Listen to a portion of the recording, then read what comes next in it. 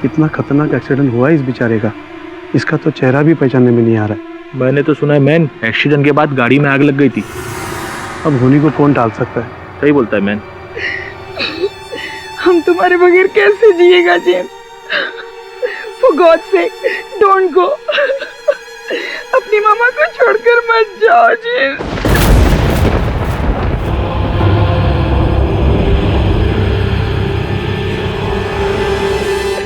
मामा संभालो अपने आप को, प्लीज डोंट क्राई।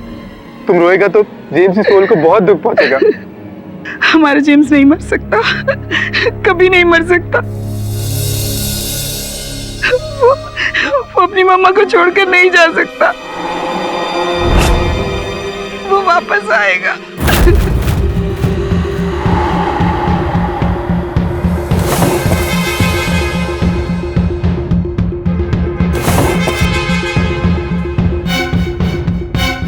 देखो देखो, मैंने कहा था ना हमारा जेम्स वापस आएगा। माँ, जेम्स इज डेड। देखो उसका कॉफी मिला, देखो।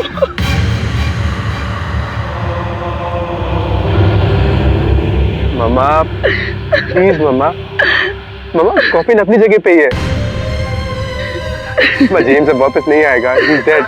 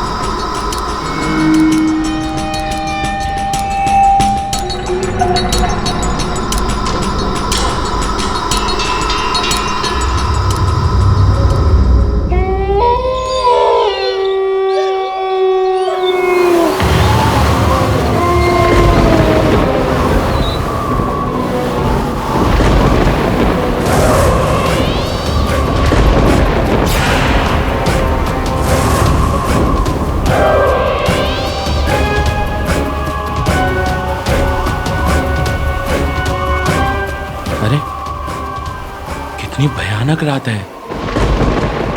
बिजली कड़क रही है, आंधी आ रही है।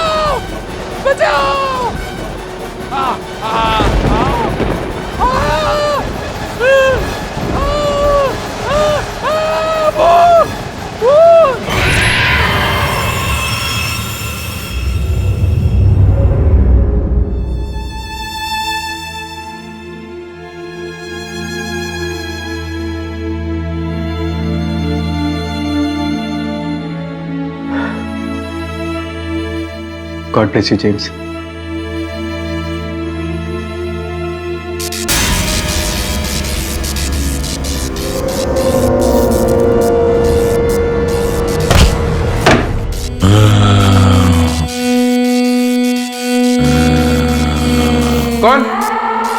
कौन हो तुम? अरे कौन हो तुम?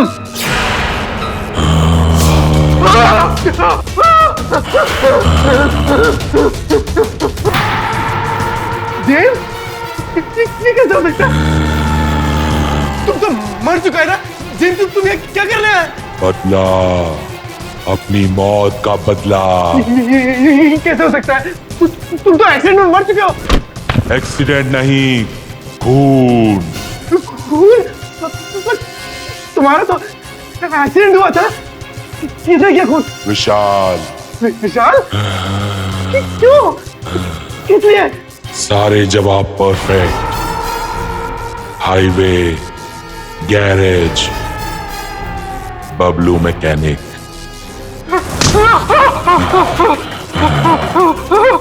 हमको इंसाफ नहीं मिला तो कोई भी नहीं बचेगा, कोई भी नहीं, तुम भी नहीं।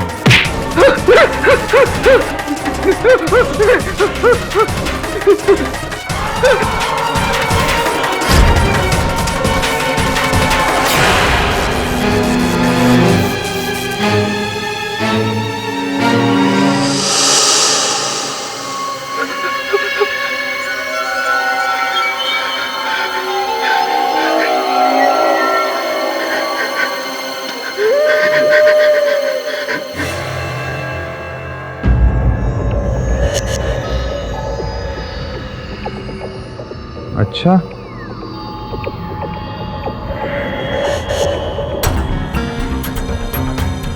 तो आप ये कह रहे हो कि आपको एक लाश मिली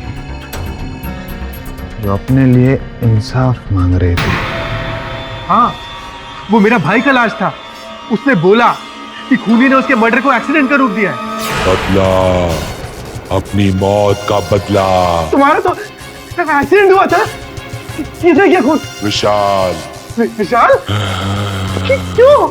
हाईवे, गैरेज, बबलू मैकेनिक। ए कदम, वो इंग्लिश पिक्चर में क्या कहते हैं चलते फिरते भूत को? जॉम्बी। ज़ॉम्बी नहीं रे, ज़ोंबी। हाँ, तू राहो दे रे, तू गप। अरे मिस्टर अर्नोल्ड, रात के 1 बजे सर, क्यों आप हमारा टाइम वेस्ट कर रहे हो? आप जाओ। ताकि पागल दिख रहा है आपको कि इतनी रात गए फिल्म का स्टोरी सुनाने आएगा? अरे इंस्पेक्टर साहब, मैं सच कह रहा है। वो मेरा भाई का लाश था। खुद अपने पैरों पर चलकर आया था मेरे पास। देखिए मिस्टर अर्नोल्ड, आपके भाई की मौत हुई है, हम सभी को उसकी हमदर्दी है, लेकिन अगर आप ऐसे कहोगे कि एक लाश ने आकर उसके खूनी का पता बताया और हम उसे जाकर ढूंढे, तो ऐसे नहीं होगा। आप प्लीज जाइए। अरे इंस्पेक्टर साहब, उसने ये तक कहा था कि अगर उसको इंसाफ नहीं मिला ना तो इस शहर में आतंक। मेरे दिमाग का दही मत करो। ये लगे उन सारे। इंस्पेक्टर साहब प्लीज।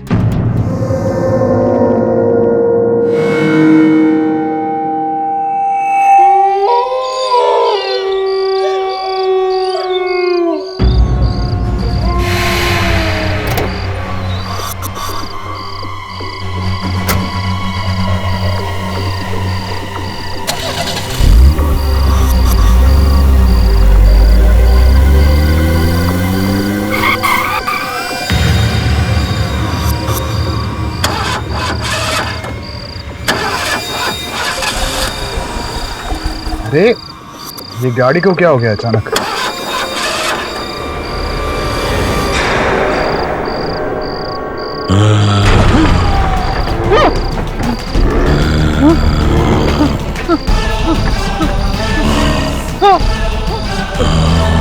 कौन हो तुम? कौन हो? किताब! किताब! कौन हो तुम? मुझे इंसाफ चाहिए, मेरी मौत का बदला। मुझे छोड़ दो। मैंने कुछ नहीं किया, छोड़ दो। मेरे खूनी को पनिश, तब माफी।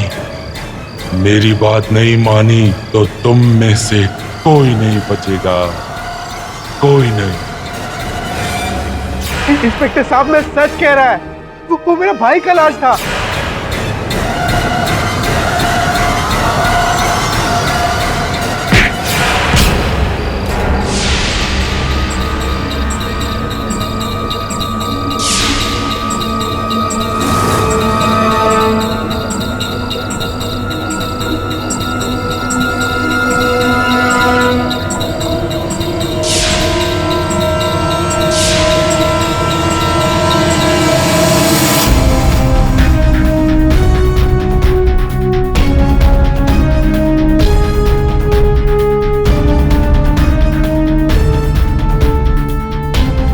साहब यही जगह था साहब जहां से एक हाथ निकला, मेरा मेरा पैर पकड़ लिया था साहब।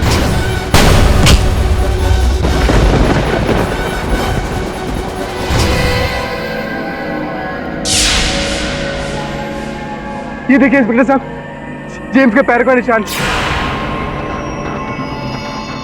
वो यहीं से चलकर गया होगा।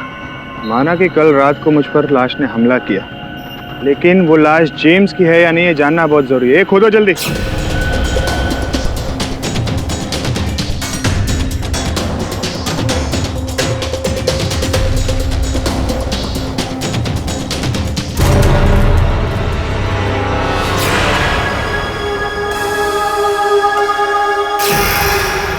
देखा इंस्पेक्टर साहब, लाश गायब है। मैं आपसे बोला था ना, और आप मेरा बात पे यकीन नहीं कर रहे थे। अब जाइए और जाके उस मैकेनिक बबलू से पूछिए, और वो आपको बताएगा कि खूनी विशाल सिंह है। मुझे इंसाफ चाहिए, मेरी मौत का बदला। मुझे छोड़ दो। मैंने कुछ नहीं किया, छोड़ दो।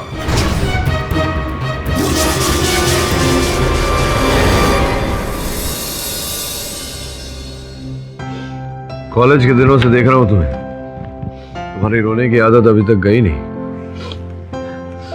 रो नहीं तो क्या करूं, मेरे पति निर्दोष होकर सलाखों के पीछे। केडी, ये एक अजीब केस है। पुलिस का कहना ये है कि एक चलती फिरती लाश यानी ज़ोंबी ने आकर कहा कि विशाल ने खून किया है। ज़ोंबी? अच्छा। और पुलिस ने मान लिया। ये गलत है, विशाल एकदम बेकसूर है। मैं उसके साथ कितने सालों से रह रही हूँ केडी, वो किसी की जान नहीं ले सकता। देखो सुमिता, मैं तुम्हारी बात से सहमत हूँ, लेकिन अखबारों में जो छपा है और जो आम जानकारी है उसके अनुसार जेम्स और तुम्हारे पति के बीच तो मुठभेड़ होती रहती थी। तो इसका मतलब ये नहीं कि वो किसी का खून कर देगा।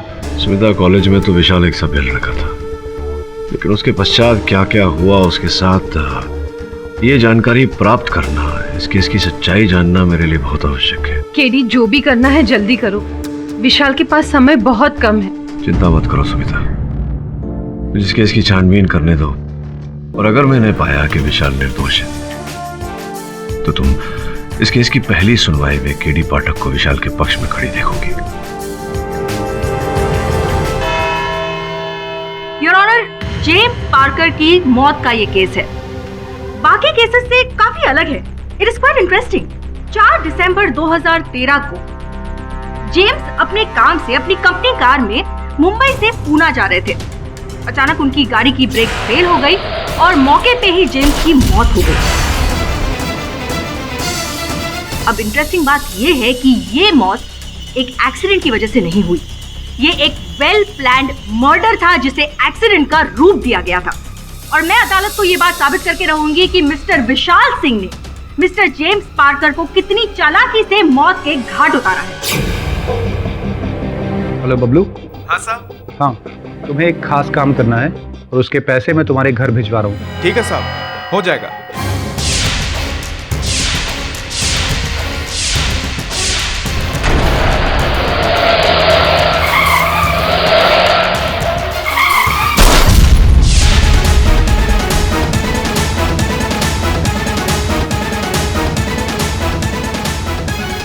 सुरभि दीक्षित,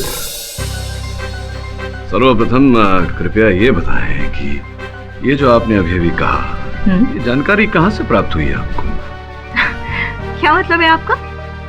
मतलब ये योर ऑनर की ये जो मुकदमा है ये प्रथम स्तर से ही निराधार है। पुलिस का ऐसा कहना है कि जो साक्ष्य और जो सबूत मेरे मुवक्किल के विरुद्ध उन्हें प्राप्त हुए हैं वो किसी चलती फिरती लाश, किसी ज़ॉम्बी के द्वारा प्राप्त हुए हैं।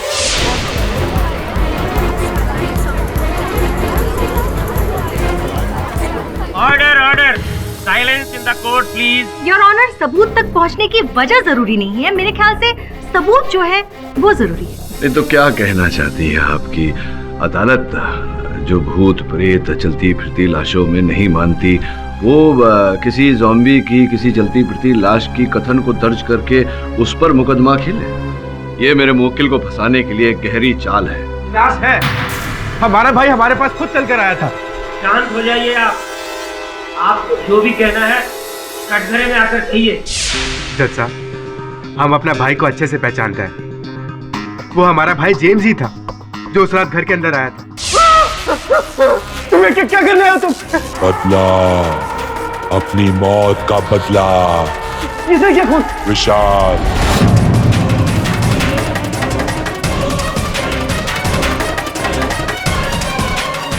और वो हमको बोला कि अगर विशाल को सजा नहीं हुआ और उसे इंसाफ नहीं मिला तो वो किसी को भी जिंदा नहीं छोड़ेगा, सबको मार डालेगा। और अगर आपको हमारी बात पे यकीन नहीं है तो आप इंस्पेक्टर कामले से पूछ लो। योर ऑनर, ये बात सच है कि जेम्स के लाश ने मुझ पर हमला किया।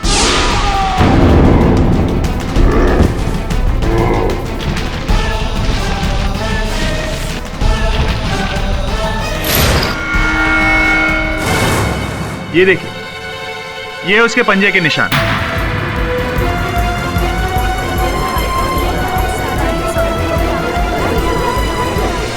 योर ऑनर, उस दिन लाश के साथ मुठभेड़ में इंस्पेक्टर के हाथ लाश की शर्ट का ये टुकड़ा आ गया था।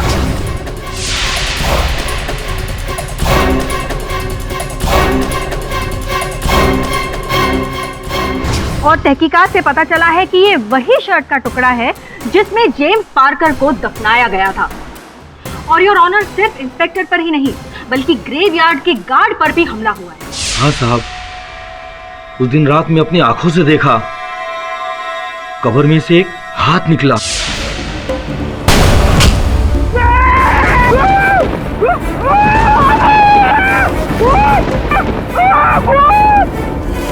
उसने तो हमारे पैर पकड़ लिया था। वो तो पहाड़ों वाले देवी माँ का कृपा है कि मैं बच गया। साहब, उस लाश को इंसाफ दिलाइए, नहीं तो हम सब मारे जाएंगे।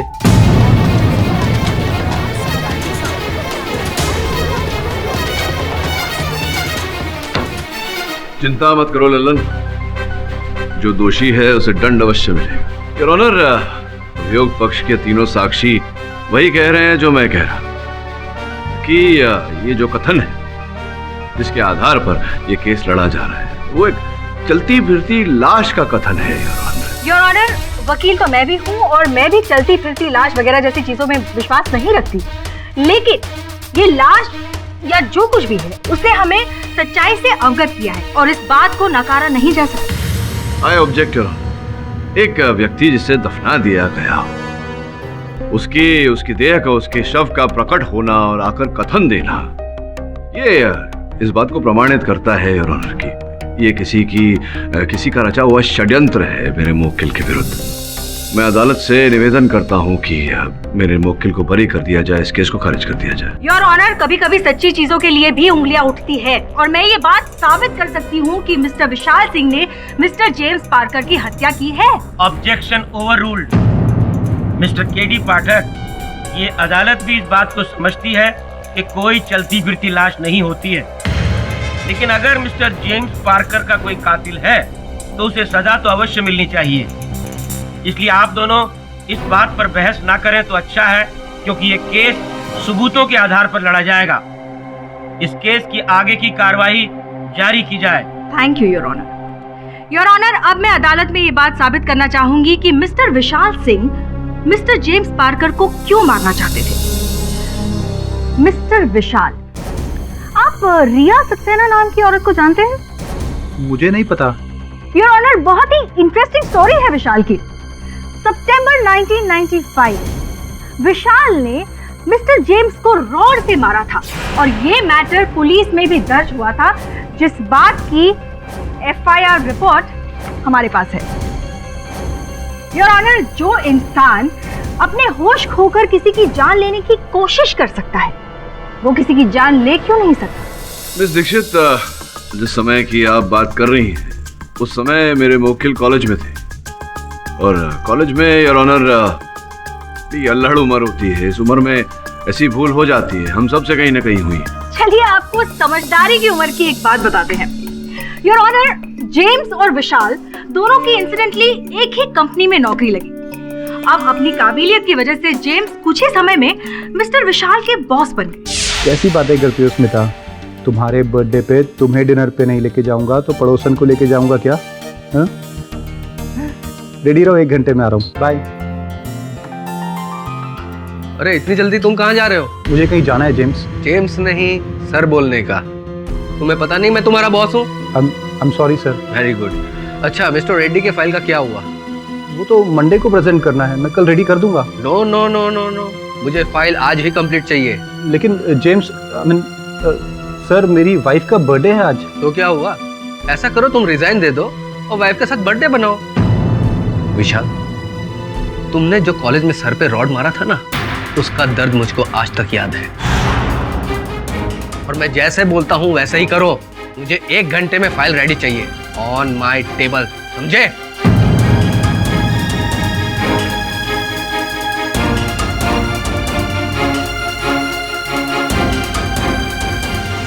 तो मिस्टर विशाल, क्या आप जेम्स से नफरत करते थे या नहीं? हाँ थी, लेकिन इसका मतलब ये नहीं कि मैं उसका जाके कत्ल कर दूंगा। जितना सवाल उतना ही जवाब प्लीज। इसके आगे की कहानी मैं बताती हूँ योर ऑनर। धीरे धीरे विशाल के दिल में जेम्स के प्रति नफरत बढ़ती गई, उनका जहर बढ़ता गया और उनके सब्र का बांध तब टूटा जब जेम्स ने इनका प्रेजेंटेशन चुरा के अपने बॉसेस के सामने प्रेजेंट करके खूब वाहवाही लूटी। अब मैं ये नहीं कह रही हूँ कि जेम्स ने जो किया वो सही था या गलत, लेकिन इसका मतलब ये नहीं कि नफरत की आड़ में आकर आप किसी की जान ले लें। योर ऑनर, अभी अभी जिस घटना का वर्णन उर्मी जी ने किया, ऐसी घटनाएं तो हर ऑफिस में घटती रहती हैं। ये साधारण बात है। इसका ये अर्थ नहीं है कि मेरे मुवक्किल ने जेम्स की हत्या कर दी। अगर कुछ बताइए, क्यों मेरे मुवक्किल हत्या करना चाहते थे? किस प्रकार से उन्होंने हत्या की, जबकि हम सब जानते हैं कि ये एक सड़क दुर्घटना थी। योर ऑनर, मैं इसी बात पर आ रही हूँ कि ब्रेक्स किसने और क्यों फेल की, और इसके लिए मैं परफेक्ट हाईवे गैराज के मैकेनिक मिस्टर बबलू को कटघरे में बुलाने की इजाजत चाहूंगी। बताइए, आप मिस्टर विशाल को कब से जानते हैं? यही कोई 5 बरस से मैडम। विशाल साहब जिस कंपनी में काम करते हैं, जीटी इंजीनियरिंग, उस कंपनी की सारी गाड़ियां हमारे पास ही सुधरने के लिए आती हैं। अच्छा, आप बताएंगे कि 3 दिसंबर को, यानी कि हत्या के 1 दिन पहले, मिस्टर विशाल ने आपको फोन किया था, उस कॉन्वर्सेशन के बारे में हमें बताएंगे? उस दिन मेरे पास विशाल साहब के 2 फोन आए थे मैडम। पहला फोन तो गाड़ी में क्या क्या ठीक करना है विशाल साहब ने ये बताया था, और फिर थोड़ी देर बाद दोबारा दूसरा फोन आया था।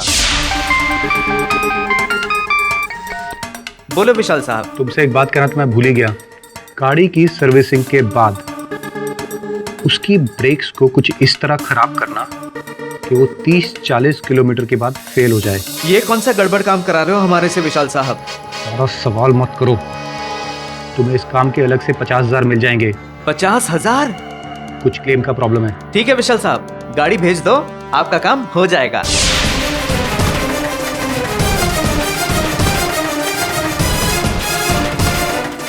योर ऑनर, ये आदमी झूठ बोल रहा है। मैंने इसे गाड़ी की रिपेयर के लिए जरूर कहा था, लेकिन गाड़ी के ब्रेक फेल करने के लिए नहीं बोला। उस टेलीफोन कॉन्वर्सेशन की ट्रांसक्रिप्ट हमारे पास मौजूद है और ये मैं अदालत में पेश करना चाहूंगी। Your witness please. इस समय कोई प्रश्न नहीं है। केडी, ये आदमी झूठ बोल रहा है। केडी,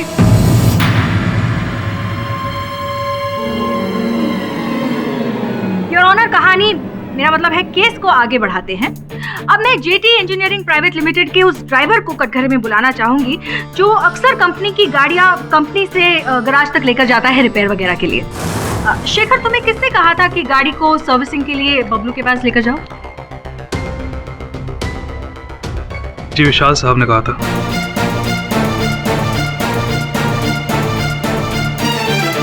विशाल सिंह साहब ने? अच्छा, आपको ये बताया था कि गाड़ी में क्या क्या रिपेयर करवाना है? वैसे तो विशाल सर हमेशा मुझसे कह देते थे कि गाड़ी में क्या क्या काम करवाना है, लेकिन इस बार उन्होंने कहा तुम गाड़ी लेकर गैराज जाओ, गाड़ी में क्या क्या काम करवाना है ये मैंने मैकेनिक को बता दिया है। Mister Pathak, your witness. जी नहीं अरुण, कोई प्रश्न नहीं।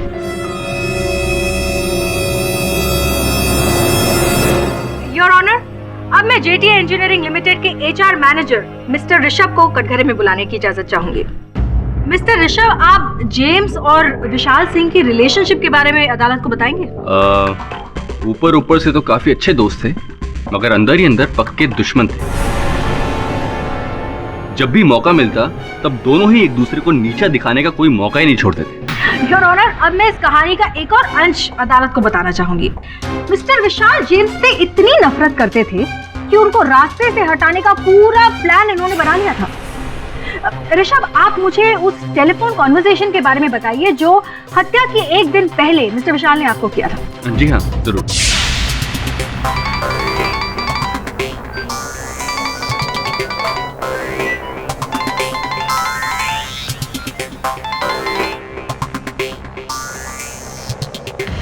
हाँ विशाल बोलो। ऋषभ, ये जेम्स अपने आप को समझता क्या है? प्रेजेंटेशन के बाद तो उसका खेल खत्म हो जाएगा। हाँ। मंडे को उसका आखिरी दिन होगा ऋषभ। मंडे को जेम्स फिनिश होगा।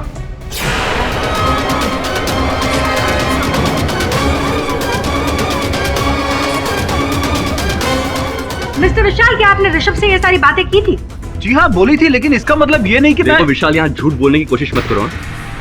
और शायद तुम भूल रहे हो कि मैं इस कंपनी का HR मैनेजर हूँ और सबसे की हुई बातें मैं रिकॉर्ड भी करता हूँ बॉस को सुनाने के लिए। क्या बात है, तो बड़े चतुर हैं ऋषभ जी।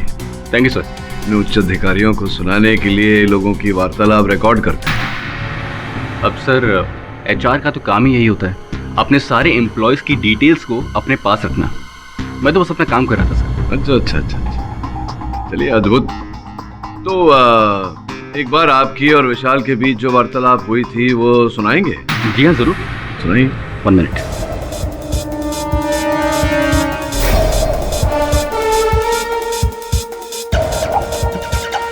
हाँ विशाल बोलो। ऋषभ, ये जेम्स अपने आप को समझता क्या है? प्रेजेंटेशन के बाद तो उसका खेल खत्म हो जाएगा। हाँ। मंडे को उसका आखिरी दिन होगा ऋषभ। मंडे को जेम्स फिनिश होगा।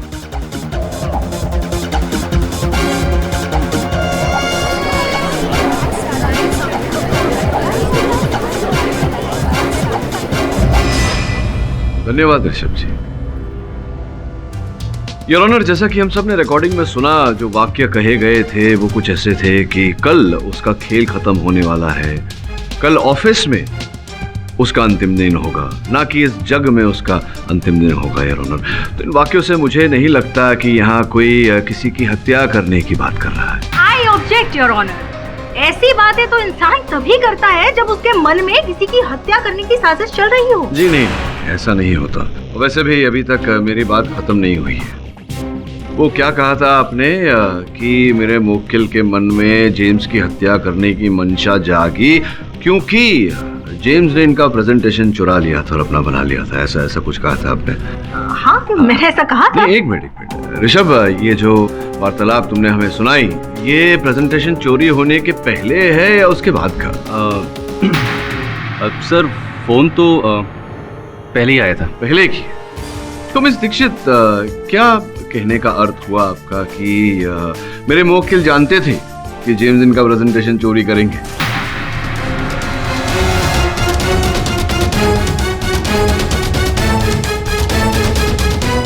और ऑनर, ऐसी परिस्थिति में ऋषभ जी की बात मानकर मेरे मुवक्किल पर आरोप लगाना ये उचित नहीं होगा। और बबलू की बात, उस ड्राइवर की बात? हाँ, उन्हें नहीं भूला। समय आ गया है उनसे पूछताछ का। बबलू, तुमने कहा था कि फोन किया था विशाल सिंह ने तुम्हें पूरा विश्वास है कि जिस व्यक्ति ने फोन किया था तुम्हें विशाल सिंह ही था, विशाल सिंह की ही आवाज थी? ये बहुत बेकार बात कर दी वकील साहब आपने। सालों से मेरी बात विशाल साहब से हो रही है, मैं उनकी आवाज को अच्छी तरह से पहचानता हूँ। अर्थात तुम्हें पूरा विश्वास है कि वो व्यक्ति जो तुमसे बात कर रहा था वो विशाल सिंह ही था? पूरा 200% विश्वास है साहब। बबलू! संजू, तू यहाँ क्या कर रहा है? अरे तारे को तो ढूंढ रहा हूँ मैं। ये सब क्या हो रहा है? साहब, मैं बबलू का दोस्त हूँ संजू, इसी के घर से भागता हुआ आ रहा हूँ मैं। वो बबलू की इसकी बीवी के साथ अर्जेंट बात करानी है। देखिए, इस तरह कोर्ट में फोन पर बात करना अलाउड नहीं है, आप बाहर जाकर बात करिए। बहुत अर्जेंट है साहब, इसके बेटे का एक्सीडेंट हो गया। योर ऑनर, मैं मानता हूँ कि कोर्ट में फोन पर बात करना कोर्ट के नियमों का उल्लंघन होगा, लेकिन यहाँ स्थिति कुछ गंभीर लग रही है। इसी कारण मैं निवेदन करता हूँ आपसे कि बात कर लेने दीजिए ना। जल्दी बात करवाइएगा।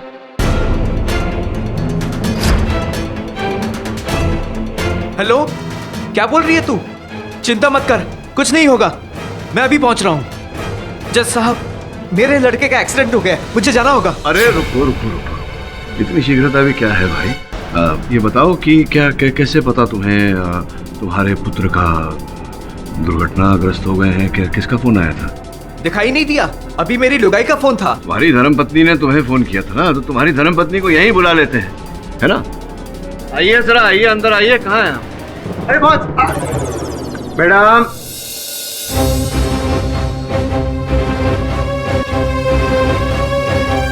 ये लीजिए, आ गई आपकी धर्मपत्नी। नहीं, ये मेरी लुगाई नहीं है।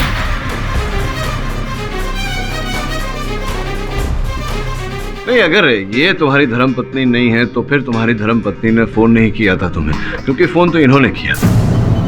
ये सब क्या हो रहा है योर ऑनर? आप साबित क्या करना चाहते हैं मिस्टर पाठक? क्षमा चाहता हूँ योर ऑनर, वास्तविकता को सामने लाने के लिए मुझे ये छोटा सा खेल खेलना पड़ा। जो फोन इन्हें आया था वो इनकी पत्नी ने नहीं, इन महिला ने किया था। किंतु इन्हें लगा कि इनकी पत्नी से बात हो रही है इनकी। जब वर्षों से विवाहित पत्नी का स्वर नहीं पहचान पाई है फोन पर, तो हम कैसे मान ले कि विशाल सिंह ने ही इन्हें फोन किया था और वो विशाल सिंह की ही आवाज थी जो इन्होंने पहचानी।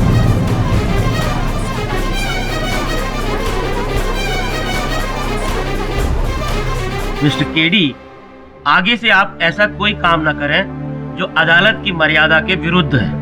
क्षमा चाहता हूँ। केस की कार्रवाई आगे बढ़ाई जाए।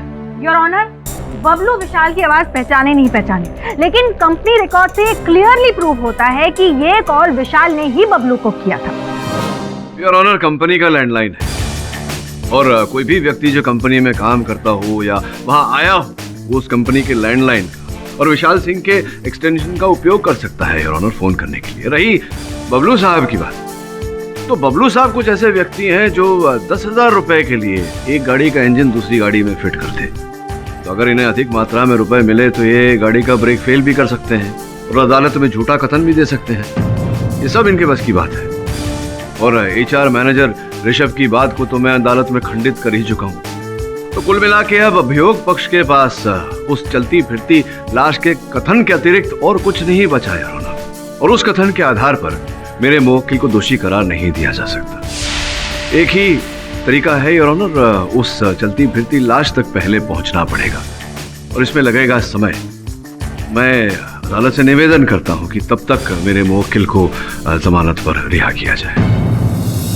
इस अदालत की अब तक की कार्यवाही तमाम सबूतों और गवाहों को सुनने के बाद यह निश्चित नहीं हो पाया है कि mister Vishal Singh mister James Parker के हत्या के जिम्मेदार हैं। लिहाजा यह अदालत मिस्टर विशाल सिंह की जमानत की अर्जी को मंजूरी देती है। The court is adjourned for the day. जज साहब, विशाल सिंह को रिहा करके आप बहुत बड़ी गलती कर रहे हैं जज साहब। अरे हमारा भाई जेम्स ऑफिस आएगा और हमको मार डालेगा जज साहब। जज साहब, उसने कहा था कि अगर उसको इंसाफ नहीं मिला तो हमें मार डालेगा जज साहब। जज साहब, हमारी बात सुनिए जज साहब। जज साहब,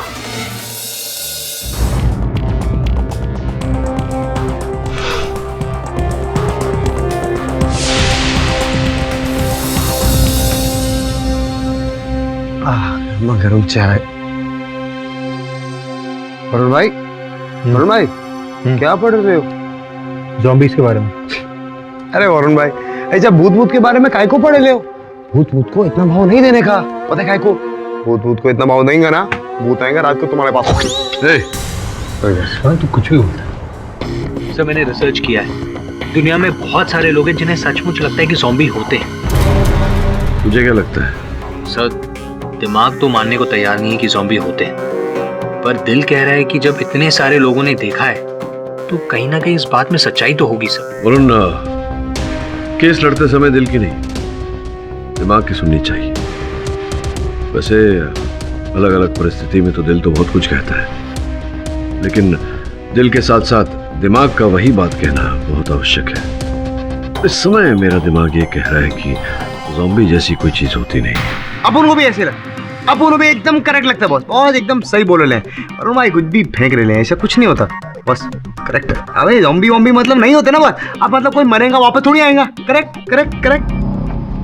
लेकिन सर, एक बात समझ में नहीं आ रही है, ये ज़ॉम्बी या फिर जो भी है जो लाश बनकर आ रहा है, उसे इस केस के बारे में इतना कैसे पता?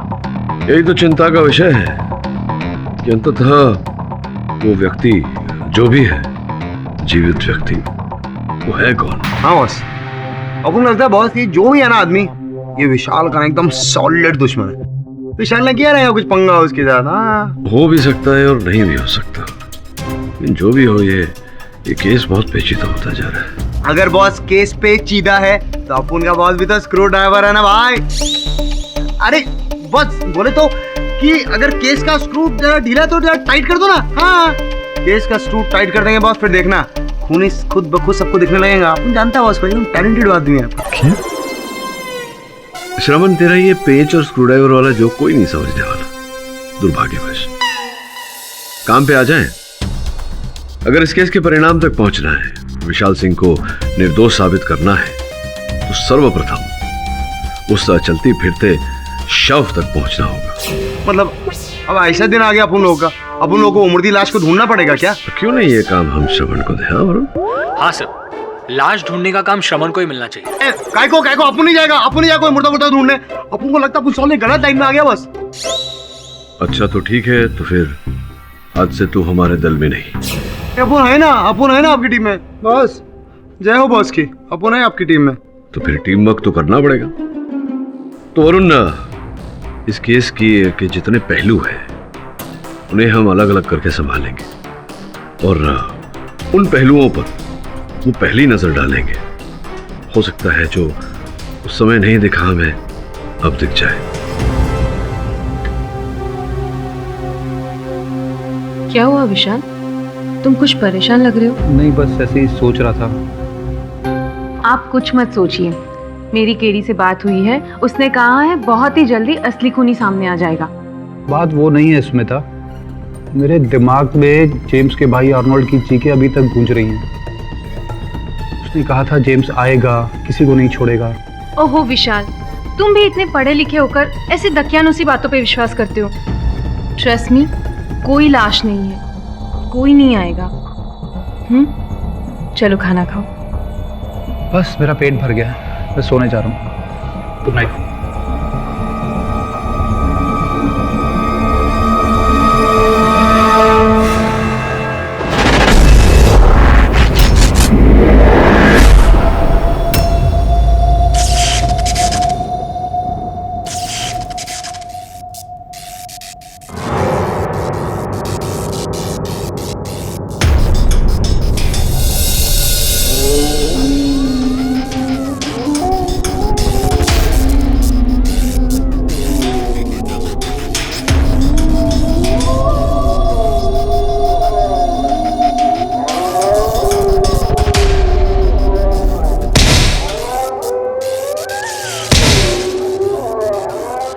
इतनी रात को कौन आया होगा?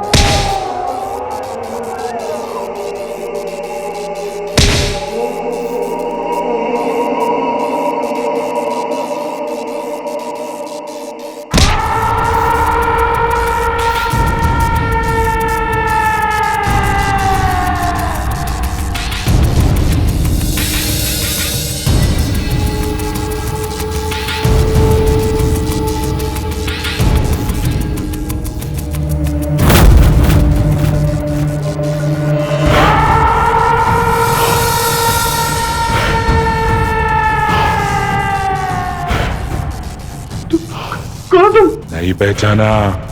जेम्स? हाँ मैं। क्या चाहिए तुम्हें? इंसाफ चाहिए, अपनी मौत का बदला।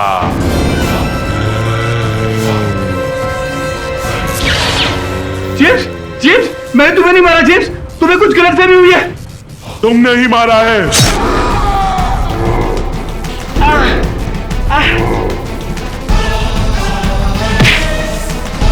विशाल,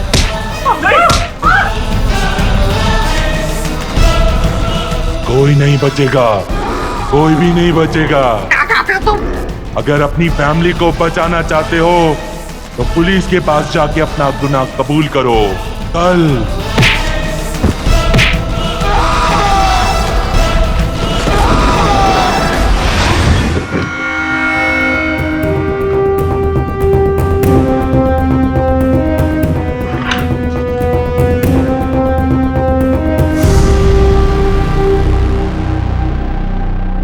विशाल, तुमसे बात करने आया हूं मैं। केडी, तुम चले जाओ यहाँ से। मुझे किसी से कोई बात नहीं करनी है। देख विशाल, मैं यहाँ तेरे वकील नहीं, तेरे दोस्त की हैसियत से आया हूँ। तो दोस्त होने के नाते मुझे ये जानने का अधिकार है कि सुमिता मेरा फोन क्यों नहीं उठा रही, और तो दोषी ना होते हुए भी अपने आप को दोषी क्यों बोल रहा है? किसने कहा तुमसे कि मैं बेकसूर हूं? मैंने ही मारा है जेम्स को। मैंने ही बबलू मैकेनिक को बोला था उसकी ब्रेक्स काटने को। अच्छा, तूने किया ये सब, तो पहले क्यों बोला कि तूने नहीं किया? मैं इस बारे में कोई बात नहीं करना चाहता हूं।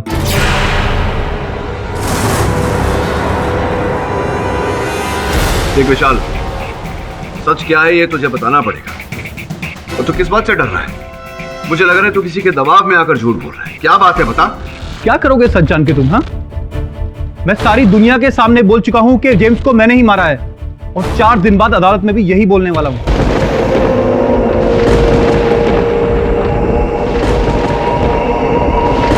हमारा जेम्स नहीं मर सकता, वो वापस आएगा। तुम तो एक्सीडेंट में मर चुके हो। एक्सीडेंट नहीं, खून। किसने किया खून? विशाल। मैं अदालत को ये बात साबित करके रहूंगी कि मिस्टर विशाल सिंह ने मिस्टर जेम्स पार्कर को कितनी चालाकी से मौत के घाट उतारा। पुलिस का ऐसा कहना है कि जो साक्ष्य और जो सबूत मेरे मुवक्किल के विरुद्ध उन्हें प्राप्त हुए हैं वो किसी चलती फिरती लाश, किसी ज़ॉम्बी के द्वारा प्राप्त हुए हैं। ये अदालत भी इस बात को समझती है कि कोई चलती फिरती लाश नहीं होती है। जज साहब, उसने कहा था कि अगर उसको इंसाफ नहीं मिला तो वो हमें मार डालेगा। जज साहब, हमारी बात सुनिए। जज साहब,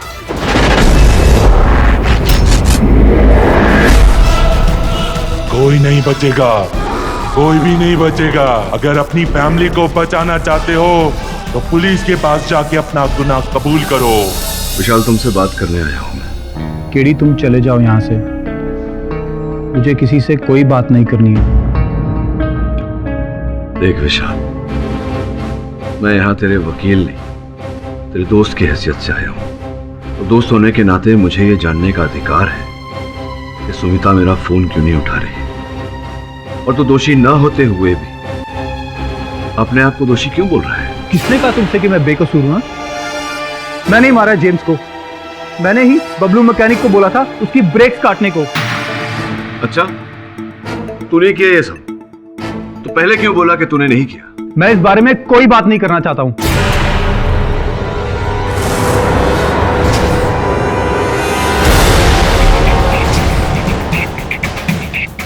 देख विशाल, सच क्या है ये तुझे बताना पड़ेगा। और तू किस बात से डर रहा है? मुझे लग रहा है तू किसी के दबाव में आकर झूठ बोल रहा है। क्या बात है, बता। क्या करोगे सच जान के तुम? हाँ, मैं सारी दुनिया के सामने बोल चुका हूं कि जेम्स को मैंने ही मारा है, और 4 दिन बाद अदालत में भी यही बोलने वाला हूं। विशाल, अब भी बोल रहा हूं, सत्य क्या है ये बता दे मुझे। केडी, प्लीज मेरी मुश्किलें और मत बढ़ाओ।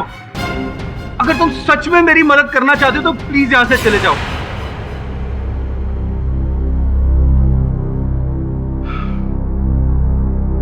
मैं तुम्हारी हालत समझ रहा हूं विशाल, लेकिन अगर फिर भी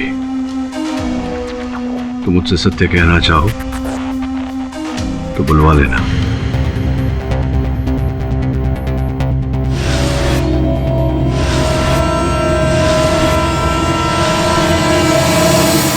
आपका शक सही निकला। हाँ बॉस, अपन लोगों ने विशाल जी के घर की एकदम बरोबर इन्वेस्टिगेशन की। सर, घर की हालत देखकर और सुमिता जी से बात करके लग रहा है कि किसी ने सुमिता जी और विशाल पर जानलेवा हमला किया है। किसी ने नहीं, उसी ने, उसी व्यक्ति ने जो चलती फिरती लाश बनकर घूम रहा है, और उसी ने विशाल को इतना डराया है कि बेचारा निर्दोष होते हुए भी अब अदालत में अपने आप को दोषी कहेगा। जो भी सच्चाई हो सर, कई लोगों ने ज़ॉम्बी को देखा है। देखा है क्योंकि वो अपने आप को दिखाना चाहता है। वो लोगों को डराकर उनके मन में भय पैदा करना चाहता है ताकि विशाल को सजा दिला सके। पर बॉस, ये लाश बन के कौन घूम रेला होएगा? ये जो भी है, मुझे पूरा विश्वास है कि ये विशाल के साथ ही काम करता है, या फिर उसके ऑफिस में इसका आना जाना है। ये आप कैसे कह सकते हैं? देख, ब्रेक फेल करने से पहले विशाल के ऑफिस से फोन किया गया था। तो द्वितीय बात यह है कि उस व्यक्ति को पता था कि जेम्स पूना कब जा रहा है। आप सही कह रहे हैं सर। बस अपन को लगता है या तो वो ऋषभ एचआर आएगा या वो भी हो सकता है वो ड्राइवर शेखर, और या जेम्स का भाई आर्नोल्ड, वो भी हो सकता है बस। वो भी तो हो सकता है तेरा दोस्त ज़ॉम्बी। सर मान लीजिए कि हमने उस लाश की सच्चाई जान भी ली तो इसका क्या फायदा होगा? अगर विशाल ने अदालत में अपना जुर्म कबूल कर लिया तो? क्या बॉस, अपन लोग इधर टेंशन में और आप हंस रहे हैं। कमाल है बॉस।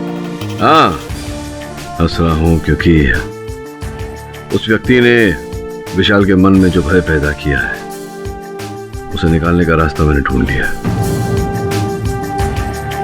आगे आगे देखो होता है क्या।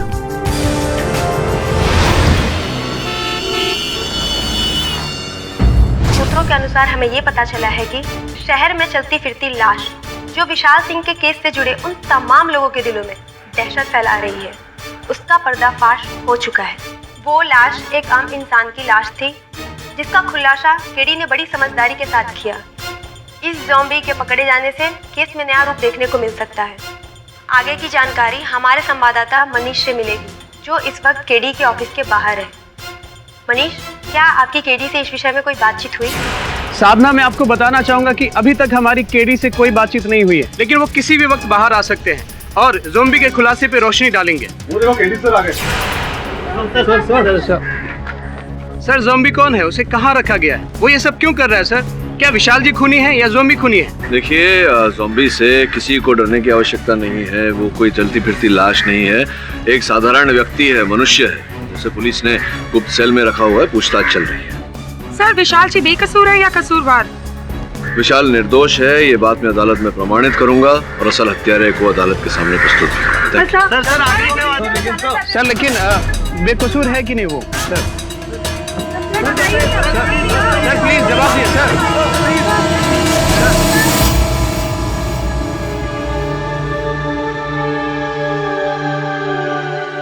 अरे काहे मुंह लटकाए बैठे हो? अब तो खुश हो जा, केडी पाठक ने चन्नी वाली लाश को पकड़ लिया है। क्या? हाँ, हर जगह यही खबर आ रही है। केडी पाठक ने टीवी पे बोला है कि विशाल सिंह खूनी नहीं है। वो अगली सुनवाई में ये साबित कर देंगे।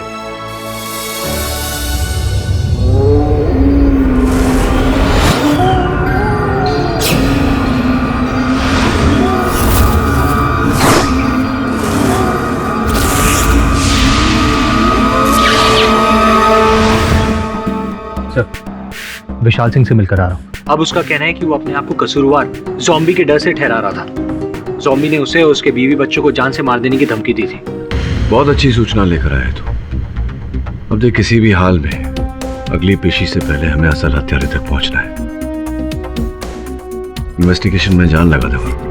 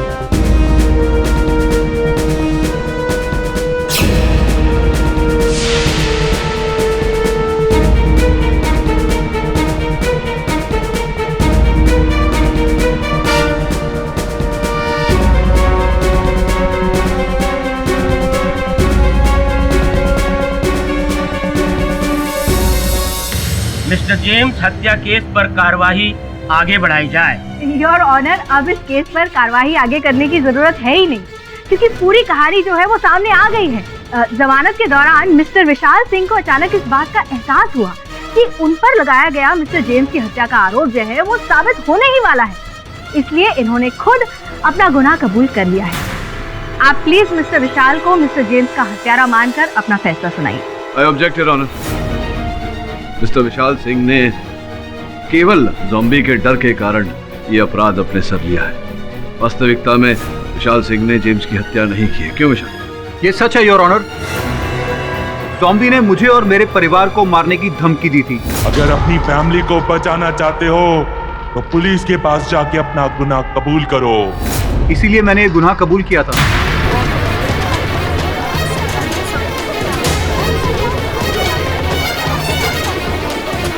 Order order, silence in the court please. हाँ तो मिस्टर विशाल, क्या आप बताएंगे कि आपका ये जो डर है वो अचानक कैसे निकल गया? क्योंकि मुझे पता चल गया है कि ज़ॉम्बी पकड़ा जा चुका है। अब मुझे उसका कोई डर नहीं। हम में से तो किसी को भी इस बात का पता नहीं है। मुझे जेल में पता लगा था कि ज़ॉम्बी पकड़ा गया है। केडी पाठक ने चन्नी वाली लाश को पकड़ लिया है। क्या? हाँ, हर जगह यही खबर आ रही है। और एक हवलदार ने मुझे अखबार में भी दिखाया था। ओह आई सी। तो कौन सी जेल में है ये ज़ॉम्बी? मुझे क्या पता। तो क्या आपको पता है मिस्टर पाठक? मुझे इस बारे में कोई चर्चा नहीं करनी। मिस्टर केडी पाठक, आपको इस बात का जवाब देना ही होगा, क्योंकि इस बात से तो मैं भी वाकिफ हूँ कि आपने टीवी पर ज़ॉम्बी के पकड़े जाने की खबर दी थी। अगर ज़ॉम्बी सचमुच पकड़ा गया है तो आप उसे अदालत में पेश कीजिए, या फिर अपने इस झूठ बोलने की कोई खास वजह अदालत को बताइए। क्षमा चाहता हूँ योर ऑनर, मुझे ज़ॉम्बी के पकड़े जाने का ये झूठा समाचार फैलाना पड़ा।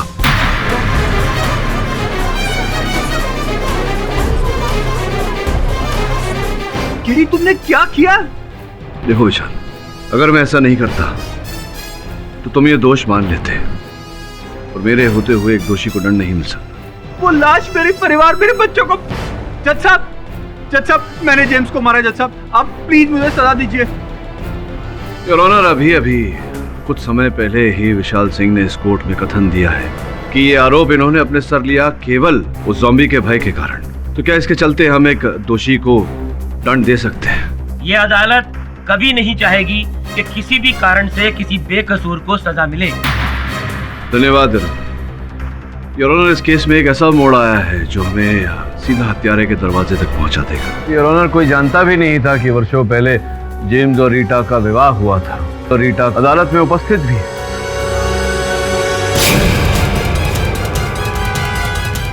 मिसेज रीटा को कटघरे में बुलाया जाए।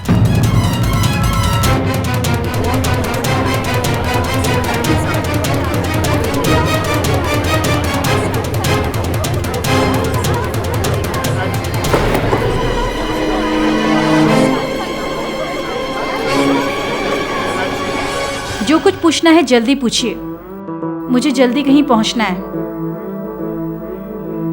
जेल जाने की बड़ी शीघ्रता है आपको। What? ये आपका स्वास्थ्य तो ठीक है ना? आपको भी लड़खड़ाते हुए देखा। हाँ, वो मुझे कभी कभी चक्कर आ जाते हैं। पूछिए आपको जो पूछना है। ये बताइए कि कितने वर्ष पूर्व जेम्स के साथ आपका विवाह हुआ था? ये कोई ठीक से याद नहीं है। 10-12 साल पहले। हाँ, आपका मैरिज सर्टिफिकेट जो हमारे पास है उसके अनुसार 11 वर्ष पूर्व। ये बताइए कितने वर्षों से आप और जेम्स अलग अलग रह रहे थे? क्या स्टूपिड सवाल है ये। योर ऑनर, शायद मिस्टर पाठक के पास प्रूव करने के लिए कुछ है नहीं, इसलिए इधर उधर के गवाहों को लाकर ये कोर्ट का समय बर्बाद कर रहे हैं। योर ऑनर, जिनकी हत्या हुई है उनकी धर्मपत्नी से प्रश्न नहीं करूंगा तो किससे करूंगा? Objection overruled. हाँ बताइए, कितने वर्षों से आप और जेम्स अलग अलग रह रहे हैं? 5 साल से हम अलग रह रहे हैं। 5 वर्षों से आप अपने पति से अलग रह रही हैं, तो अब तक आपका डिवोर्स नहीं, विवाह विच्छेद नहीं हुआ था? नहीं हुआ? होना चाहिए था ना। ना, भगवान ना करे किसी के साथ भी ऐसा हो। तो विवाह से पहले जेम्स अपनी माताजी के साथ रहते थे। विवाह के पश्चात आप दोनों अलग रहने चले गए, माताजी के साथ नहीं रहते थे। क्यों ऐसा? क्योंकि हम दोनों की शादी जेम्स की मम्मी की मर्जी के खिलाफ हुई थी, इसलिए। चलिए ये बताइए कि क्या कारण था आप दोनों के अलग होने का? जेम्स एक नंबर का बददिमाग इंसान था। फैमिली क्या होती है ये तो उसे मालूम ही नहीं था। बस दिन रात शराब पीना और मुझ पे हाथ उठाना। क्षमा कीजिएगा, सुना तो ऐसा है कि आपको शराब पीने की बुरी लत थी, इस कारण आप दोनों अलग हुए। How dare did you say that? किसने कहा आपसे? शांत हो जाइए रिया जी। आप मुझ पे ये झूठे इल्जाम लगा रहे हैं? शांत हो जाइए रिया जी। देखिए, अगर फिर आपने इस तरह की बात की ना तो मैंने कहा ना, शांत हो जाइए। ये इतना क्रोध और इतनी भारी मात्रा में मदिरा का सेवन करना ये सेहत के लिए हानिकारक होता है।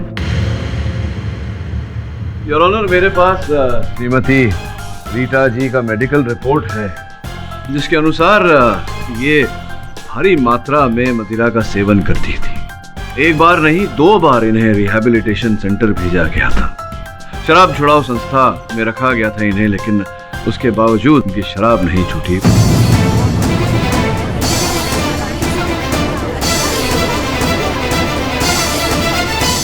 बताइए रिया जी, आपने अपने पति जेम्स से डिवोर्स क्यों नहीं लिया था? आप कहना क्या चाहते हैं कि हमें डिवोर्स ले लेना चाहिए था? किस तरह के इंसान हैं आप? एक औरत के पति की अभी मौत हुई है और आप इस तरह की बातें कर रहे हैं। योर ऑनर, लगता है श्रीमती रीटा मेरे प्रश्न को उत्तर देने के स्थिति में नहीं है। मैं इनके स्थान पर आर्नल्ड को कटघरे में बुलाने की अनुमति चाहता हूँ। मेरा को तो आज ही पता चला कि मेरा भाई जेम्स का शादी भी हुआ था। अच्छा, संभवतः आप भूल रहे हैं कि जब जेम्स की शादी हुई थी रीटा के साथ, तो मैरिज रजिस्ट्रार के सामने साक्षी के रूप में आपने हस्ताक्षर किए थे। देखो आर्नल्ड, जो भी हो ये अदालत है और यहाँ पर अगर झूठ बोला तो आप पर कार्यवाही होगी। तो चलो सच सच बताओ कि आपके भैया और उनकी भाभी का विवाह विच्छेद क्यों नहीं हुआ था, डिवोर्स क्यों नहीं हुआ? आई एम सॉरी सर, मगर वो बात यह है कि ये जो रीटा है ना, एकदम पागल औरत है। अगर अभी इधर मैं इसके बारे में कुछ बोलेगा ना तो ये मेरे घर में आके मेरे से लड़ाई करेगा। जल्दी बोलो, क्यों बुलाया है मुझे? मुझे क्लब पहुंचना है। देखो रीटा, बात ऐसी है, ना तुम मेरे साथ खुश हो ना मैं तुम्हारे साथ खुश हूँ। इससे अच्छा होगा कि हम डिवोर्स लेते हैं, इस पे साइन कर दो। You stupid man! मैंने तुमसे कितनी बार बोला है कि मुझे 1 करोड़ रुपए कंपनसेशन के चाहिए, या फिर ये घर मेरे नाम कर दो और डिवोर्स पेपर पे साइन लेकर जाओ। अगर मैं प्रॉपर्टी और पैसा ना दूं तो क्या करोगी तुम मेरा? बोलो, क्या करोगी? जान लोगी मेरी? अगर जरूरत पड़ी तो ऐसा करने से पहले सोचूंगी नहीं।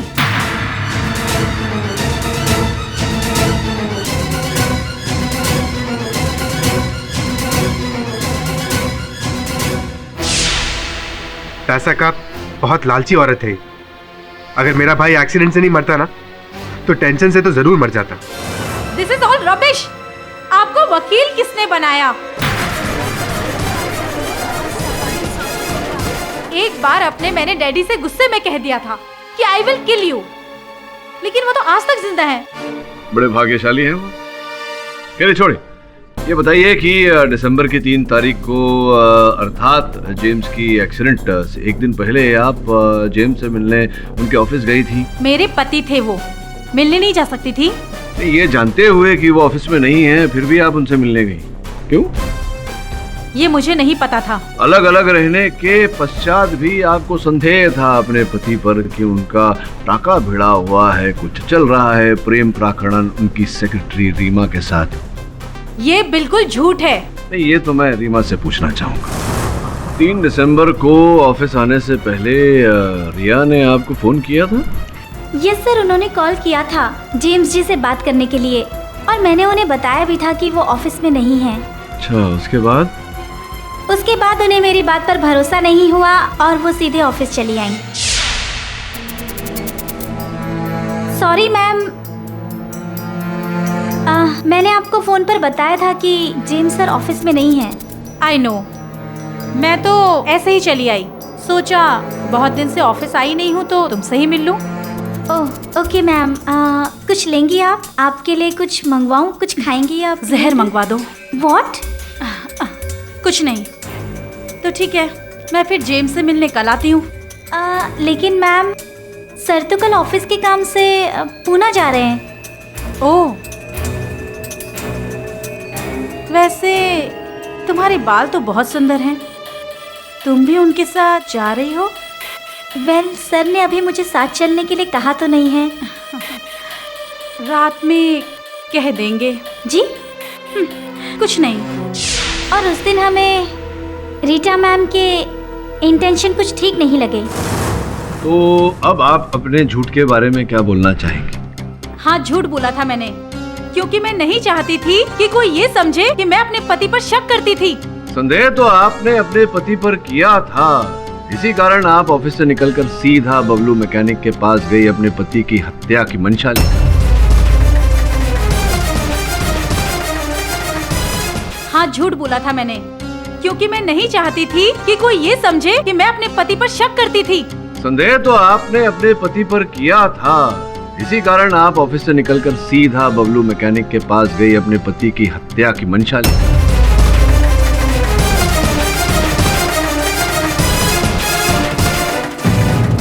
झूठ है ये सरासर झूठ है।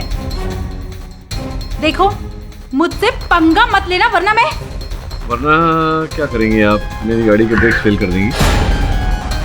योर ऑनर, मिस्टर पाठक बिना बात के रीटा जी पर दबाव डाल रहे हैं। दबाव डाल रहा हूँ यार। अब आपकी अनुमति हो तो बबलू मैकेनिक को बुलाकर उस पर दबाव डाल। सीधे सीधे पूछता हूँ तुमसे बबलू भैया, क्या दिसंबर की 3 तारीख को रीटा तुम्हारे पास आई थी? हाँ साहब, मैडम आई थी। उन्होंने आपको जेम्स की गाड़ी का ब्रेक फेल करने को कहा? नहीं साहब, ऐसी कोई बात नहीं हुई, बस वो तो अपनी गाड़ी ठीक करवाने आई थी। झूठ क्यों बोल रहे हो? तुम नहीं बताना चाहते तो मैं बता देता हूँ क्या हुआ था। योर ऑनर, हुआ था ही। बबलू, कल जेम्स साहब की कंपनी की गाड़ी यहाँ आएगी और तुम्हें उनकी गाड़ी के ऐसे ब्रेक फेल करने हैं कि 30-40 किलोमीटर के बाद ही वो काम करना बंद कर दे। आपका काम हो जाएगा मैडम। स्पष्ट है योर ऑनर कि रीटा हत्यारिन है।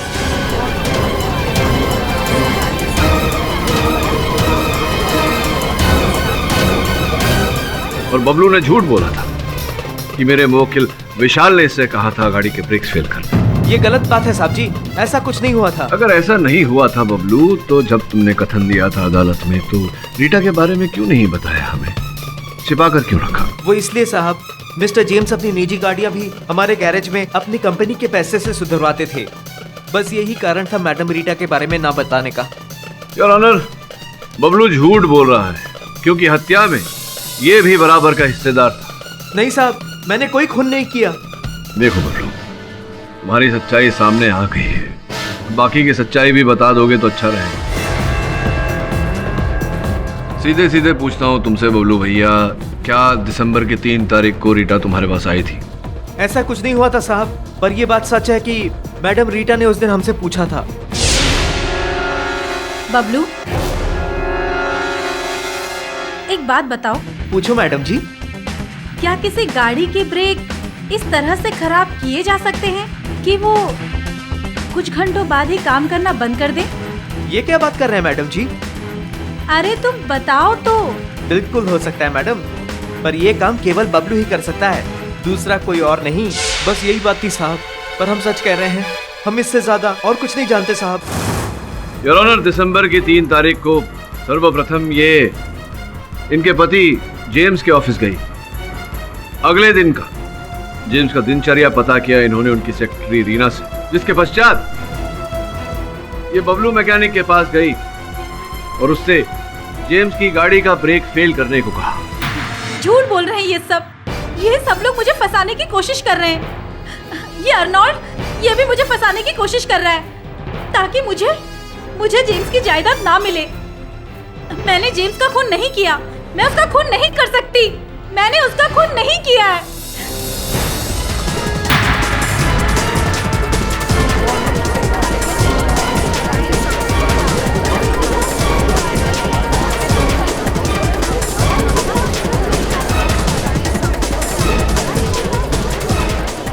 योर ऑनर, एम्बुलेंस बुलवाने का आदेश दीजिए। तुरंत एम्बुलेंस को बुलाया जाए।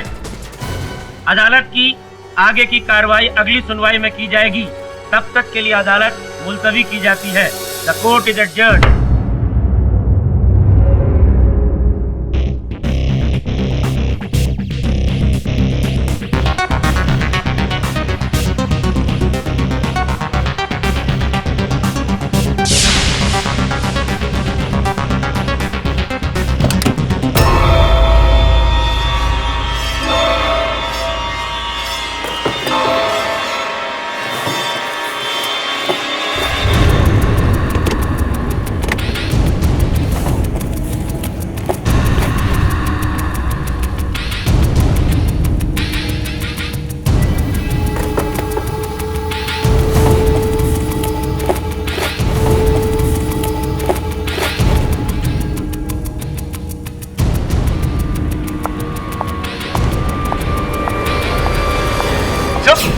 ये क्या कर रहे हैं आप? वरुण, इतने रात गए ऑफिस में क्या कर रहे थे? तो साहब ने जो काम मुझे दिया था वो करके आ गया। सर, मैंने चुपके से रीटा जी के घर में इन्वेस्टिगेशन की है और बहुत ही अजीब चीज पता चली मुझे। ये तो ज़ॉम्बी के पैर के निशान लग रहे हैं मुझे। जी हाँ सर, मुझे ये ज़ॉम्बी के पैरों के निशान रीटा के घर के पीछे वाले लॉन में मिले, आते हुए भी और जाते हुए भी। तो इसका मतलब ये हुआ कि ज़ॉम्बी रीटा जी को मारने भी गया था। ज़ॉम्बी के पैरों के निशान वहां मिलना, इसका अर्थ कुछ और करता है। वरुण, वरुण,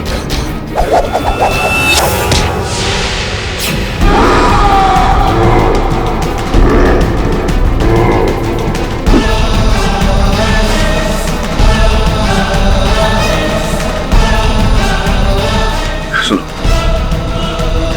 मैं जानता हूं कि तुम कोई चलती फिरती लाश नहीं हो, तुम एक मनुष्य हो। कौन हो ये सच सच बताओ, बताओ।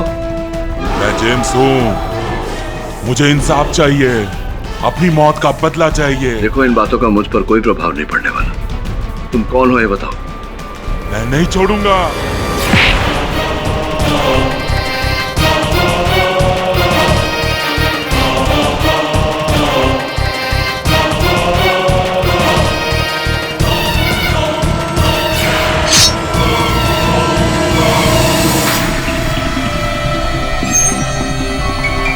वरुण, क्या सर?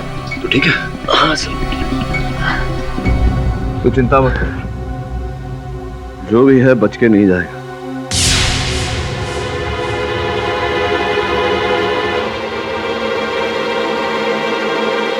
वरुण, अब ये जो भी है ये अधिक समय तक बच नहीं सकता। सर, ये आप कैसे कह सकते हैं?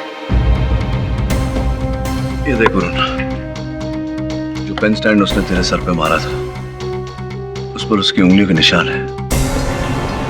ये जो देख रहा है ये उसके हाथों पे लगाया गया मेकअप है वरुण। इसका ये अर्थ होता है कि ये व्यक्ति जो भी है जो ज़ॉम्बी बन रहा है, ये मेकअप द्वारा ज़ॉम्बी बन रहा है। वास्तविकता में ये मनुष्य ही है, साधारण सा। तो एक काम कर, जितने व्यक्ति इस केस से जुड़े हुए हैं सबकी जानकारी प्राप्त कर, पता लगा कि इनमें से कौन है जो मेकअप करने में माहिर है। योर ऑनर, बार बार इस केस की हर पेशी में हम बस यही पता लगाने की कोशिश कर रहे हैं कि ज़ॉम्बी कौन है, लेकिन कोई इस बात की सच्चाई पर ध्यान नहीं दे रहा है कि ये केस ज़ॉम्बी पर नहीं है बल्कि मिस्टर विशाल पर है और सारे सबूत और गवाह इनके खिलाफ है। योर ऑनर, जब सच तक पहुंचने का कोई रास्ता नहीं हो तो हमें अपना रास्ता स्वयं बनाना पड़ता है। मेरा ऐसा ठोस मानना है कि इस केस के सत्य तक पहुंचने के लिए हमें उस चलते फिरते लाश तक पहुंचना बहुत आवश्यक है।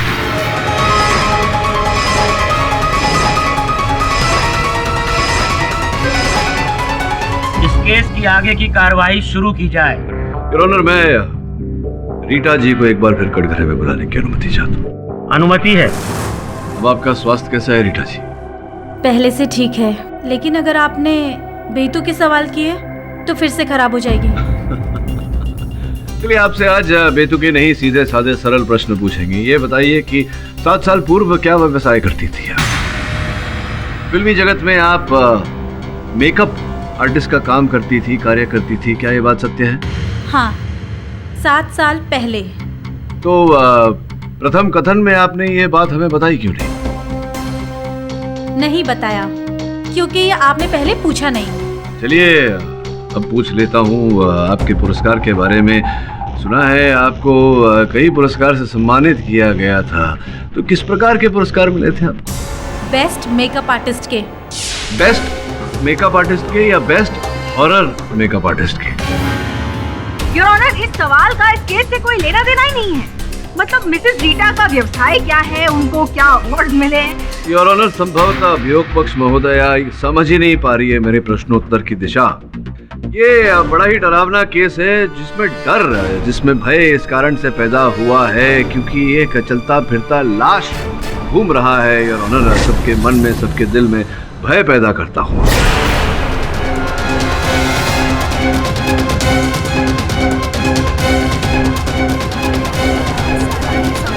योर ऑनर, सोचने वाली बात है कि ये कैसे हो सकता है?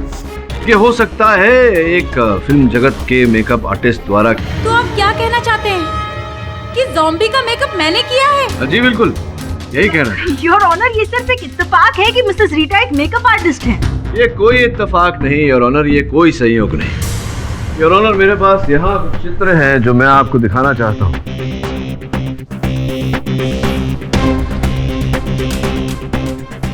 इन चित्रों में स्पष्ट रूप से दर्शाया गया है योर ऑनर किस प्रकार का मेकअप करके एक सरल साधारण व्यक्ति को ज़ॉम्बी में परिवर्तित किया जाता है, चलती फिरती लाश में परिवर्तित किया जाता है। इन चित्रों में स्पष्ट रूप से दर्शाया गया है योर ऑनर किस प्रकार का मेकअप करके एक सरल साधारण व्यक्ति को ज़ॉम्बी में परिवर्तित किया जाता है, चलती फिरती लाश में परिवर्तित किया जाता है।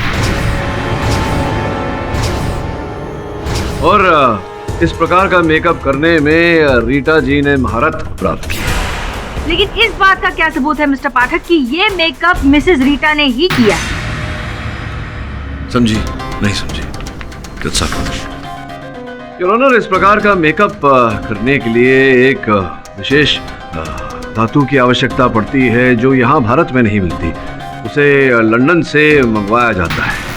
और 4 दिन पहले रीटा जी ने ये जो कुरियर स्लिप मैंने आपको दिया है, ये प्रमाण है उस बात का कि 4 दिन पहले ही रीटा जी ने लंदन से वही धातु मंगवाई है योर ऑनर मेकअप करने के लिए।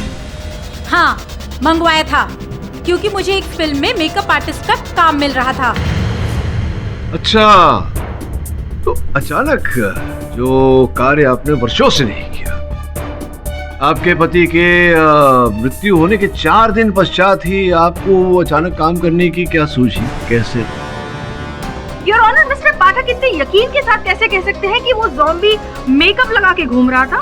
तो आप क्या कहना चाहती हैं कि वो चलती फिरती लाश वास्तविकता में चलती फिरती लाश है? नहीं, आप उत्तर मत दीजिए, मेरे प्रश्न का मैं स्वयं उत्तर देता हूँ। योर ऑनर, मैं जानता हूँ, मुझे पूरा विश्वास है कि वो व्यक्ति चलती फिरती लाश का मेकअप करके घूम रहा है क्योंकि वो मेरे ऑफिस भी पधारा था और प्रमाण छोड़कर गया है। योर ऑनर, इस बात का भी प्रमाण है मेरे पास कि रीटा जी जिन्होंने ऐसे मेकअप करने में महारत प्राप्त की है, इन्होंने ही उस ज़ॉम्बी का मेकअप किया था। और इस बात का प्रमाण देने के लिए मैं उस ज़ॉम्बी को कटघरे में बुलाने की अनुमति चाहता हूँ आपसे।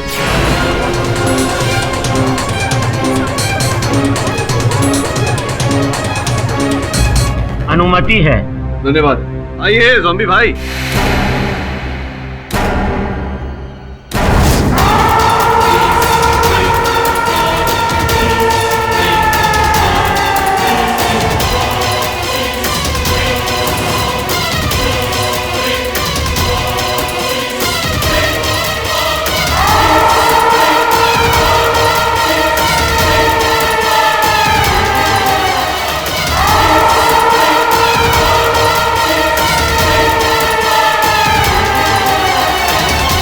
आइए पधारिए कटघरे। आप बैठिए।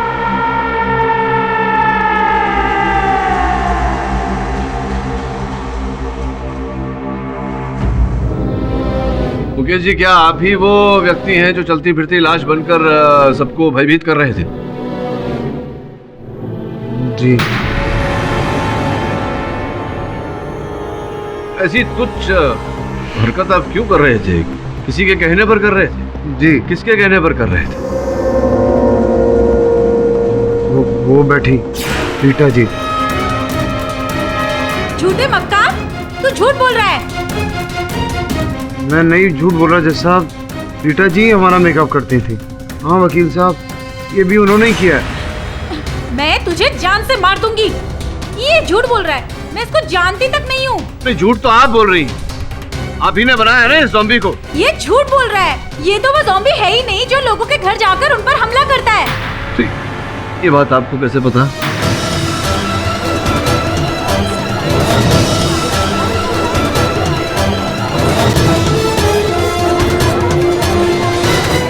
योर ऑनर, रीटा जी की बात उचित है। ये वो ज़ॉम्बी नहीं है जो उन्होंने बनाया, ये मेरे सहायक श्रमण है। अब बात को आगे सिद्ध करने के लिए मैं इनसे आग्रह करूंगा कि ये जाएं और उनसे आग्रह करूंगा कि वो आए। रिया, तुम पर कभी उस ज़ॉम्बी ने, उस चलती फिरती लाश ने आक्रमण नहीं किया। फिर तुम्हें कैसे पता कि वो कैसे दिखता है? तुम्हें कैसे पता कि वो ज़ॉम्बी ये नहीं कोई और ज़ॉम्बी है? हाँ, मैंने ज़ॉम्बी बनाया। मैंने ज़ॉम्बी का मेकअप किया, लेकिन मैंने जेम्स का खून नहीं किया। जेम्स की हत्या आप ही ने की है, और जब आपको लगा कि आपका रहस्य खुल जाएगा, सबको पता चल जाएगा कि आप हत्यारिन हैं, तब आपने षड्यंत्र रचा। आपने रचना की एक ज़ॉम्बी की, ताकि आप पर से संदेह उठ जाए और बेचारा विशाल फंस जाए। नहीं, ये झूठ है। मैंने सिर्फ ज़ॉम्बी बनाया, उसका खून मैंने नहीं किया। और उसका खून किसने किया ये मुझे नहीं मालूम। अच्छा, संभवतः मुझे पता है। वो इस कारण, योर ऑनर, क्योंकि इस केस से जुड़े दो ही व्यक्ति हैं जिन पर उस चलती फिरती लाश ने आक्रमण नहीं किया। एक तो रीटा जी, जिन्होंने ज़ॉम्बी बनाया, और दूसरे ज़ॉम्बी बनने वाले HR मैनेजर ऋषभ।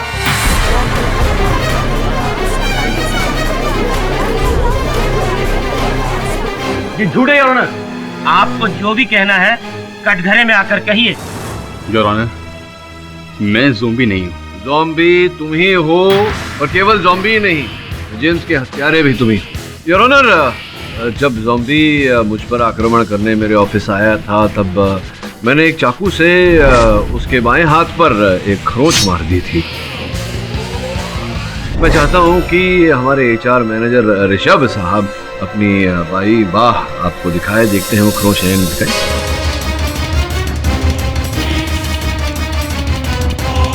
अरे दिखाइए ना।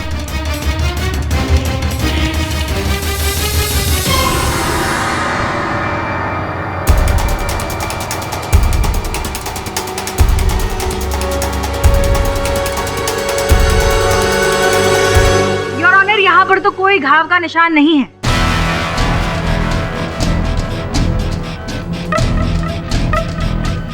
योर ऑनर, मेरा सामान्य ज्ञान ये कहता है कि अगर एक साधारण सरल सा व्यक्ति ज़ॉम्बी बन सकता है, तो एक घाव छुपाना मेकअप द्वारा कितना कठिन होगा। एक बार फिर से दिखाइए।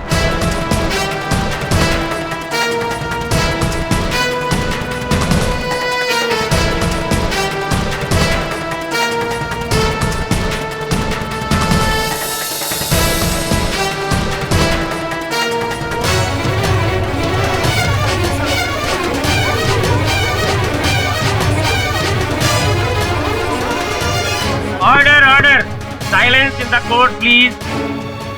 ये देखिए खरोंच है ना। योर ऑनर, बड़ी सुंदरता से इनके घाव को मेकअप द्वारा छिपाया गया था योर ऑनर। अब बात ये है कि रीटा जी जो हैं और ऋषभ जी जो हैं, इन दोनों में प्रेम प्रकरण चल रहा है, और आपत्तिजनक स्थिति में दोनों के चित्र आपकी मेज पर मैंने रखी है। हाँ हाँ, ये सच है कि मैं ही ज़ॉम्बी हूँ। Order order, silence in the court please. और ये भी सच है कि रीटा मेरी प्रेमिका है। मगर सर मैंने किसी का खून नहीं किया।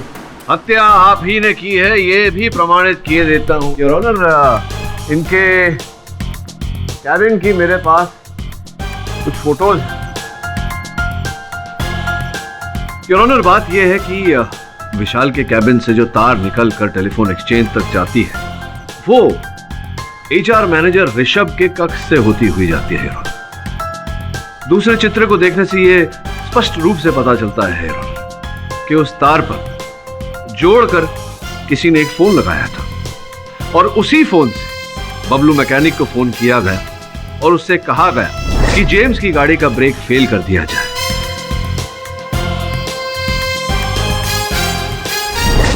स्पष्ट है योर ऑनर कि वो फोन इनके कैबिन से किया गया था, फोन इन्होंने ही किया था और फोन इस कारण किया था कि संदेह विशाल पर है। अब भाई साहब देखिए, कहानी तो खत्म हो गई है, तो क्यों किया ये सब आपने अगर आप स्वयं ही बता दें तो बड़ी कृपा होगी आपकी। और साथ साथ ये भी बता दीजिए कि विशाल को क्यों फंसाया, इसके पीछे क्या कारण था?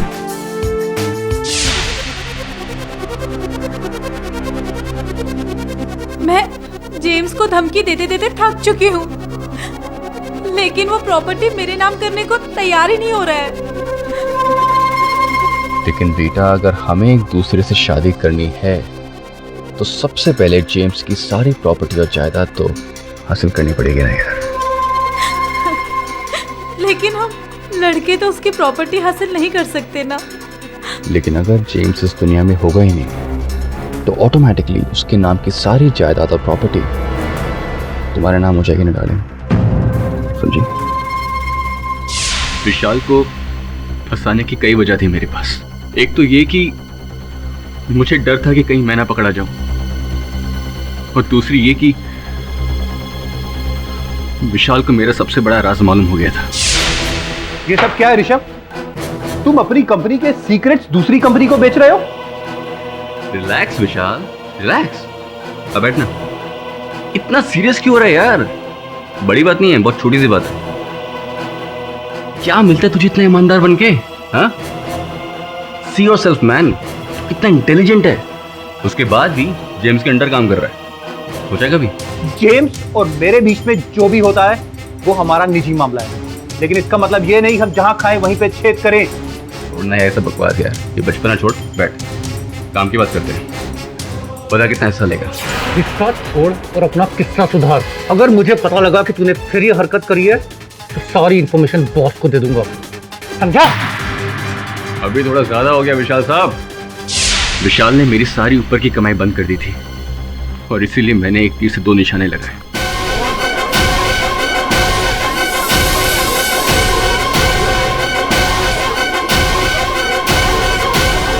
The defense, rest.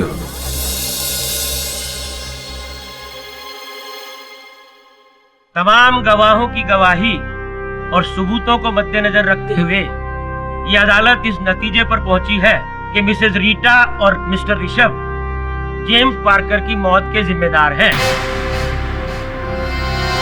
इन दोनों ने मिलकर न केवल मिस्टर जेम्स की हत्या की है, बल्कि ज़ॉम्बी के जरिए इस शहर में आतंक और दहशत फैलाने की कोशिश की है। लिहाजा ये अदालत दफा 302 ताजिरात-ए-हिंद इन दोनों को उम्र कैद की सजा सुनाती है और मिस्टर विशाल सिंह पर लगे सभी आरोपों से उन्हें बरी करती है। The case is closed.